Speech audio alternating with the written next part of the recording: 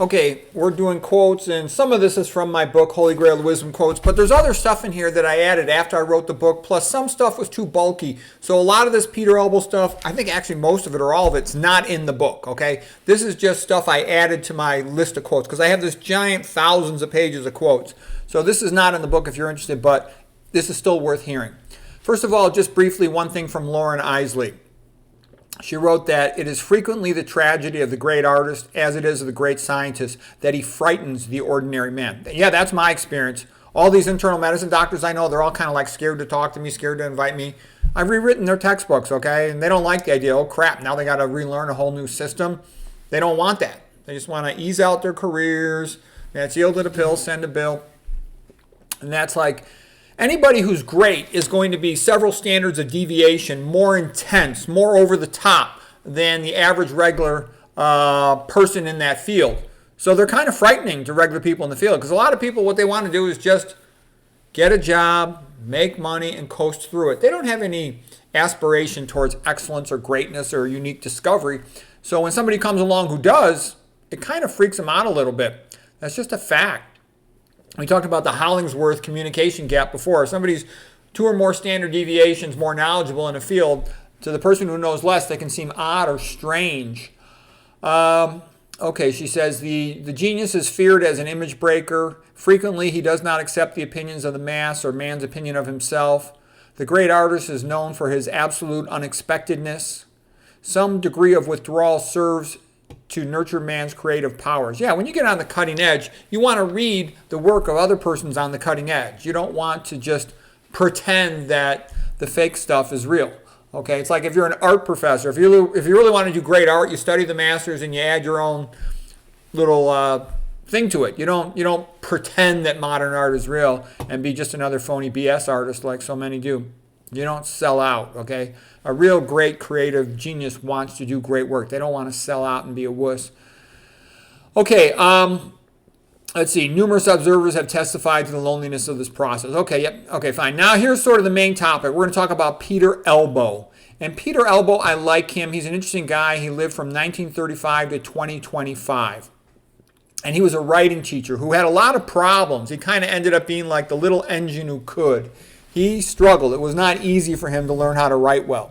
And I think the fact that it was so difficult for him to learn how to write enabled him to be a better teacher. He actually went to Harvard, to get a degree in learning how to write, and he flunked out. He just couldn't handle it. But then he later on went back, and he did very well. He had too much writer's block his first time around. And he came up with some good suggestions. And how did I get so interested in this? I had written a book called Straight A at Stanford and on to Harvard, which is mostly about study skills, but was a little bit of an autobiography as well of myself up to that point. And I showed it to a bunch of friends. I got a bunch of friends who are lawyers, and they looked at the book, and they all started laughing at me. They go, oh, your punctuation is wrong here, your grammar's right here, wrong here, your syntax is wrong here, you should spell this number, not write it. So anyways, they thought it was funny that my writing, by their standards, was sloppy. And, I got an A in my writing class at Stanford. I thought I knew what I was doing. I write in the charts all the time. I talk to people all the time. But after hearing all their criticisms, I looked up everything they said, and I realized they were right. So I said, you know what? I got to learn how to write. So I started reading all these books on writing, all these essays and stuff, and I came across Peter Elbow's books, and I thought he had a couple good points, okay?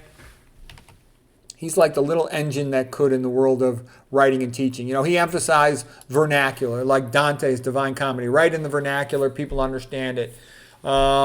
And finally, the rule that I came to that helps me the most out of all of them is I just imagine I'm talking to one of my smart friends, and I explain stuff exactly like I would to my smart friend. And, when you're talking to one of your friends, you try to make them laugh. You try to say something interesting.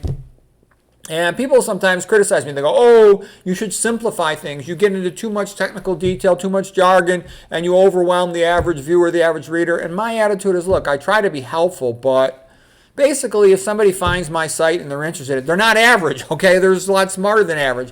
And I have a lot of experience dealing with average people. Average people don't read. They're functional illiterates, okay?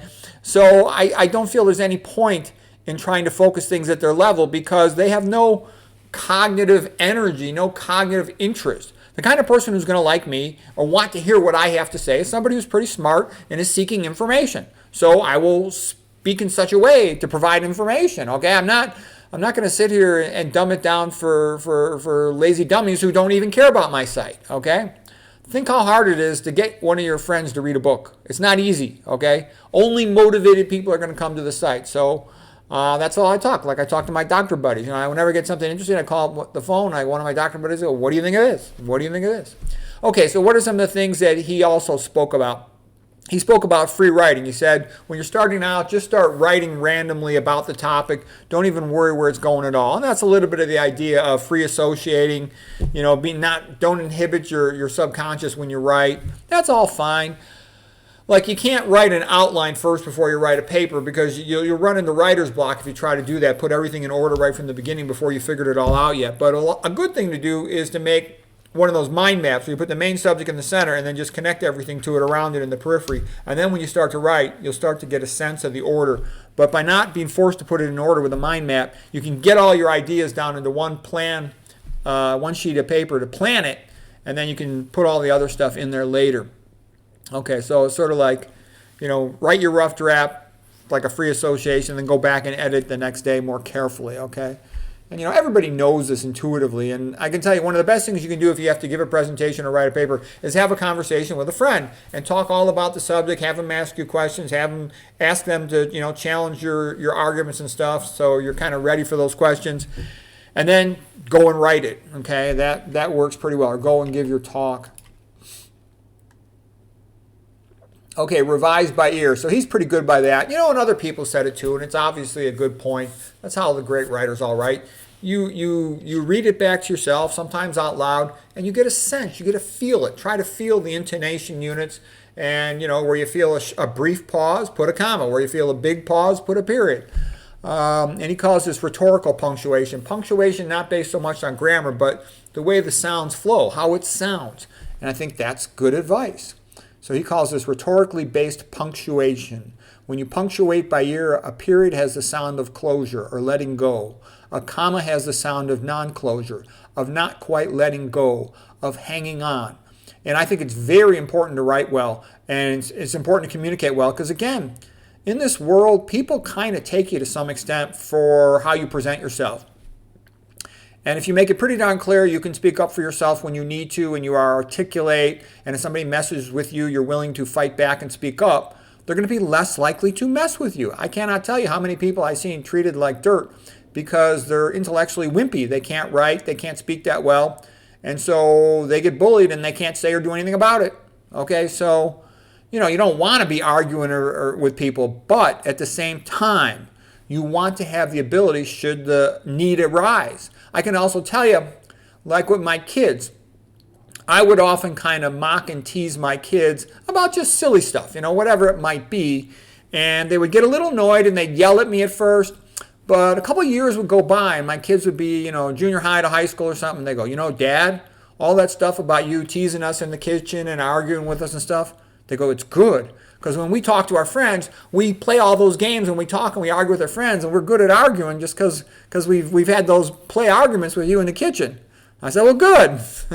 You got to practice. You want to be good at talking repartee. You gotta talk, and you get a sense too when you read. Are you reading just to enjoy the story? That's great, but sometimes you want to read to get a sense of how the writer does it. And Peter Elbow talks about that. Other writers that talk about that. If you take out the commas, you get a stream of consciousness effect. You can also do it, you can write like Hemingway, real short and macho. And when you get a sense, it's called, reading like a reader to enjoy the story versus reading like a writer. Other people have written about this, like Frank Smith. A lot of people have. It's just, the awareness of it. You get better at language when you're more aware of the subtlety, the nuance, okay? Okay.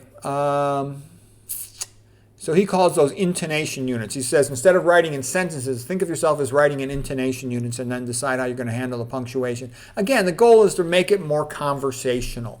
Okay, and that's good advice. He says, play with your punctuation, use bold print. I like to use bold print, subheadings, and sometimes, have a backward gray annotation box. Just things to make it more entertaining for the reader, because your goal is to, keep the reader reading, to make it engaging, to make them want to read. So you have to entertain the reader, and I call it infotainment. You should be providing useful information to the reader, and it should also be enjoyable. Because think about it when your dad would teach you stuff, or when your mom would teach you stuff. It's kind of fun. They're like, don't you think you should do this? And you're like, oh, gee, you're right, when your parents would tell you stuff. Okay, and that's how real learning and teaching should be. School is not reality. School's more like something you have to do to get a degree, to get your ticket punched to move to the next level. But real learning, something you want to learn, like you talk to your friends, how should I talk to my girlfriend? I don't, this is my situation. And your friend will coach you, and you're going to pay attention to that. You're going to try that next time you talk to her. That's real learning, because you want to know it. You remember it. Learning how to drive a car. Okay, Peter Elbow, he's pretty good at classifying things. What's the difference between speech and writing? How speech is more casual, a lot more, intonation units rather than full sentences, short sentences, sentence fragments. It's more social, a lot of, metacognition, and they call them phatic phrases. You know what I mean, Vern? Okay, stuff like that. Remember Vern, Halloween, Scared Stupid, all that stuff? Those were really funny movies. I liked all the Vern movies. Okay, speech for more familiar topics. Okay. The goal of conversation is to entertain a friend. Okay, we're getting towards something here. A lot of this is just this classification of stuff. Speech is made with the mouth, writing with the hand. Okay, speech is a dialogue, writing is a monologue. Actually, when I write, I write like I'm having a conversation with the person, so I try to anticipate their questions and answer them. The key is that the writer's voice should be guiding the reader like a friend. That makes it a lot easier to read and a lot more entertaining. And also, I just put in there whatever I think fits the moment. So, on the one hand, I get criticism for that because I told you, like my friend told me, he said, your books will never be allowed in any university, any school whatsoever. Too many jokes, too many pictures, too many religious references, philosophical statements that will not ever be considered acceptable. And I'm like, okay, fine. I'm not writing for them. I'm writing to make my book good for the smart reader who finds it. Okay. The story holds everything together, so you got to make everything flow with the story. That's the key priority. But you also got to have that voice. It's the author's voice that helps hold it all together, that helps the audience, that anticipates their questions and answers them. And he also talks about an itch and a scratch. That's like a question-answer format. The question creates anticipation and a desire to know that answer. And then you answer it. But that itch and scratch, challenge, rhetorical question, answer, rhetorical question, answer. That makes it a lot more fun. Metacognition, engagement strategies, all that stuff is good. And sort of a surging individualism also makes it fun. Like when your friend talks to you, that's your friend talking to you. And you know how Joey talks to you. You know how Billy talks to you, okay? Billy talks like Billy, Joey talks like Joey. They got distinct voices. And that's good writing has that, okay? All this generic stuff, objective and all that, that's all BS because when you read The Good Scientist, they put a story into the writing. It's more like a narrative. Look like Douglas Kell. He's a very good science writer. Like one of his papers about iron was Iron Behaving Badly. Now that's a fun title. And he tells a story of all the problems free iron causes in the body. He makes it entertaining. His paper's easy to read. On the other hand, you get some paper written by a committee of 20 authors, and they're trying to be objective. It's all dry, and it's so painful to read. And again, Peter Elbow says they're trying to make their arguments impregnable, okay, but they pursue that at the expense of making them unreadable and boring, okay? Good writing can be entertaining and readable at the same time. And all the other basic concepts. Binary opposition makes things memorable and entertaining. I love Ayn Rand's statement, art is a concretization of metaphysics. So get your metaphysics right. And your metaphysics should be to make your writing useful, helpful, and fun. Okay, and if you do that, it'll tend to come out that way. Okay, here's a good quote by Peter Elbow. Interesting essays are more often guided by a narrative flavor than by a static scheme, like here are the 3 reasons for X. Okay, literature or story, it's like a bridge, between the purely academic information and regular speech. Okay, I know I'm kind of going through a lot of stuff here. And again, this is just, I basically just wrote all this down real fast after I finished reading his book so I would have it available. But the key point is what I said earlier. You write like you're talking to one of your smart friends, and you try to make it fun, you try to make it entertaining, you try to make it useful, and you just be yourself. And anybody who likes you and likes what you have to say, they're going to like it. Okay, and if they don't like it and they don't like you, they're not going to like anything you do anyways, so don't bother with them. They're not going to be interested in any of your future writing anyway, so don't waste time. You can't change who you are and what you are. All you can do is be the best version of yourself, so try to be that. Okay? And he says, when you write something, ask yourself, have you said what you meant to say? Is it clear? Is it, is the beginning good? Is the ending good? Is there some fun stuff in the middle to make people want to read it, that it's worth their time? He really emphasizes voice, and I think that's a great point. And listen to what he says. He says, somehow for me to enjoy reading something, it has to feel real. It has to have a voice, a resonance. It has to ring true with authenticity, sincerity. Writing with no voice is dead, mechanical, faceless. Yeah, like artificial intelligence. I think AI sucks, okay? It lacks any sound or individuality. Good writing with a voice, has a fluency, a rhythm, a liveliness. It's like an enjoyable conversation, okay? And then Peter Elbow says, what if this hypothesis of his about voice is correct? Well, if that's true, and it seems to be true, then voice is the most important thing, more important than anything else. When you revise your writing, revise for voice. Read it out loud. Okay, and I think he has a good point. The best writers, like I'll tell you something, that Anthony J., yeah, he may be, kind of a little bit of a moron when it comes to nutrition because he's hanging out with the paleo keto crowd, which he has to do for the money. But I'm telling you, you read his book, Estrogen Generation. It's magnificent. It's magnificent. He did a fantastic job of writing like he was telling the story to a friend.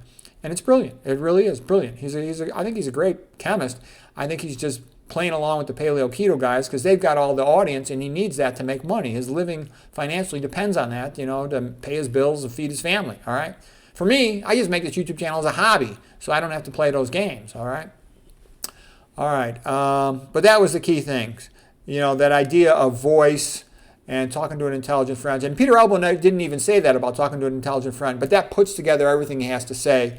And I could tell it was right. The more I studied writing, that's kind of like what it all comes down to. So anyways, I hope that was interesting.